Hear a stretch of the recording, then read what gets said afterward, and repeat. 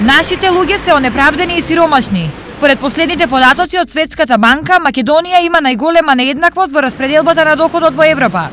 20% од граѓаните располагаат со 49% од вкупниот доход, односно 20% од најсиромашните примаат само 4,9% од вкупниот доход. Зошто толку неправеден сооднос? Некои луѓе искористија кога стана транзицијата на земјата и тоа е тоа. Поради ова, 60% од граѓаните не може да одат на годишен одмор или да го променат мебелот и по 20 години. 76 година. Од 76 година, тоа што ми е тоа ми се. Последно на одмор, добри скоро 20 години. Освен што немаат пари, најголем дел од граѓаните се и незадоволни од услугите на јавното здравство. Нула. Зошто? Затоа што отидеш ке се молиш, ке висеш тамо, ке седеш, а ништо никој не ти пружа. Незадоволство и недоверба има и во правосудните и други институции од јавен карактер. Нема многу правдина.